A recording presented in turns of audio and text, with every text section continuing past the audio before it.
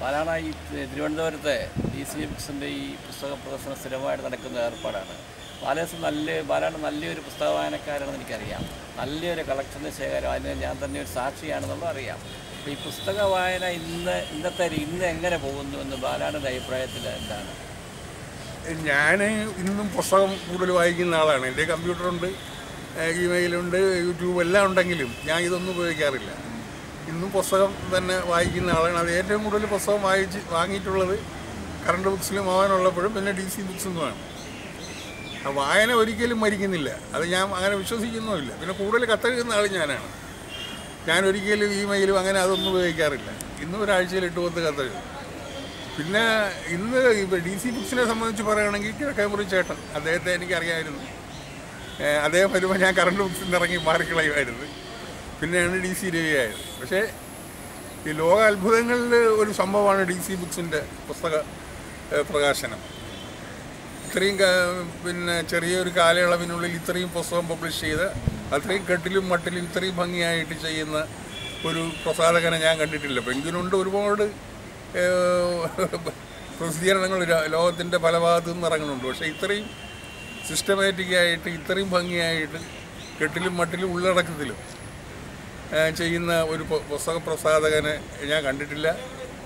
അതിൻ്റെ ചുക്കാൻ പിടിക്കുന്ന DC രവി എന്തുകൊണ്ടും അഭിനന്ദനം അറിയിക്കുന്ന ആളാണ്. ബാലാണ് ഈ വലിയ വോളിയങ്ങളുള്ള പുസ്തകങ്ങൾ എൻ്റെയും തന്നെ വാങ്ങിയിട്ട് ബഷീർ കൃതികൾ, P. ഭാസ്കറിൻ്റെ കൃതികൾ, അങ്ങനെയൊക്കെയുള്ള ധാരാളം പുസ്തകങ്ങൾ കളക്ഷൻ ബാലാണ്ടിലുണ്ട്. ഇതിൽ എത്രത്തോളം ബാലാണ് വായിച്ച് കഴിഞ്ഞിട്ടുണ്ട്? ഇപ്പം ഞാൻ പിന്നെ ഒരിക്കൽ വായിച്ചു കഴിഞ്ഞാൽ എനിക്ക് മനസ്സിൽ നിൽക്കുന്ന ആളല്ല വായിച്ചു കഴിഞ്ഞാൽ, അത് ഞാൻ തന്നെ പറയാം. അപ്പോൾ ഞാൻ വീണ്ടും വായിക്കും. ഞാൻ ഏറ്റവും കൂടുതൽ പുനർവായന ഇഷ്ടപ്പെടുന്നത് SK പൊറ്റക്കാടിൻ്റെ, വൈക്കം മുഹമ്മദ് ബഷീറിൻ്റെ കൃതികളാണ്. സഞ്ചാര സാഹിത്യം കയ്യിലുണ്ട്, ബഷീർ കൃതികളുണ്ട്, P. ഭാസ്കറിൻ്റെ കൃതികളുണ്ട്, എൻസൈക്ലോപീഡിയ ഉണ്ട്, ഞാൻ തന്നെ ബാലാണ്ട് ഓർമ്മയുണ്ടല്ലോ. അങ്ങനെ മിക്ക പദ്ധതികളിലും പണം അടയ്ക്കാറുണ്ടായിരുന്നു. ഈ അടുത്ത സമയങ്ങളിലായിട്ട് എനിക്ക് ബാലാൻ്റെ വായനയിൽ കുറച്ച് കുറവ് വന്നിട്ടുണ്ടോ? ഇല്ല, വായിക്കുന്നുണ്ട്. പിന്നെ എനിക്ക് മുട്ടു പ്രശ്നമാകൊണ്ട് ഈ ബുക്ക് സ്റ്റാളിൽ കയറാൻ പറ്റില്ല. എങ്കിലും ഞാൻ ആട്ടോയിലൊക്കെ ഇരുന്നിട്ട് ബുക്സ് വായിക്കാറുണ്ട്. ഇന്ന് തന്നെ ഇപ്പോൾ ഈ പ്രകാശനം ചെയ്ത 3 പുസ്തകങ്ങൾ, ഷാപ്പ് കഥകളെ, കവിതകളെ, ഇതിന് നമ്മുടെ ഷാജി കുമാറും ഞാനും കൂടെ ആണ് അതിൽ ആലോചിച്ചപ്പോൾ എനിക്ക് ആദ്യം ഏറ്റവും മനസ്സിൽ ഓടി വന്ന പേര് ബാലാണെന്ന്. ഇതിന് ഏറ്റവും യോഗ്യനായ ആള് ബാലാണെന്നാണ്. രവി സാറുമായിട്ട് സംസാരിച്ച് കഴിഞ്ഞപ്പോഴും ബാലാടിനെ കള്ളുകുടിക്കുന്ന ആളാണ്, അതെന്ന് ഞാൻ എല്ലാം തുറപ്പ് പറയുന്ന ആളാണ്. പക്ഷെ കള്ളുകുടിയെന്ന് വെച്ചാൽ എല്ലാം ഒരു പരിധി വിട്ട് ഞാൻ പോകില്ല. അങ്ങനെ ഒരുപാട് പിന്നെ ഇഷ്ടപ്പെടുന്ന ഒരു പ്രസിദ്ധീകരണ ശാഖയാണ് DC. വളർന്ന് പന്തലിച്ച് കഴിഞ്ഞു. അതിന്റെ ആരംഭഘട്ടം മുതലേ ബാലാണ്ടുമായിട്ടുള്ള ബന്ധമുണ്ട്.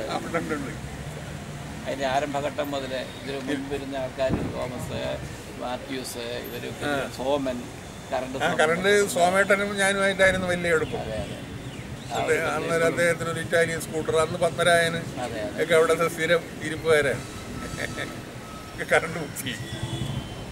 അന്ന് പിന്നെ സോമേട്ടനെ പത്മരായൻ്റെ പുറയുടെ വിൽക്കാനുള്ള പുസ്തകമാണ്, നീ വായിച്ചിട്ട് തിരിച്ചതേ ആണെങ്കിൽ ഷെൽഫിൽ കൊണ്ടുവയ്ക്കണം.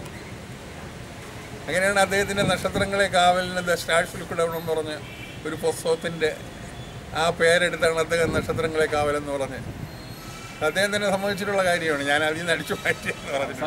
ബാലന്റെ അഭിപ്രായത്തിൽ പുസ്തകങ്ങൾ മരിക്കുന്നില്ല, വായന മരിക്കുന്നില്ല, ഒരിക്കലും മരിക്കുന്നില്ല, കൂടിക്കൂടി വരുന്നു.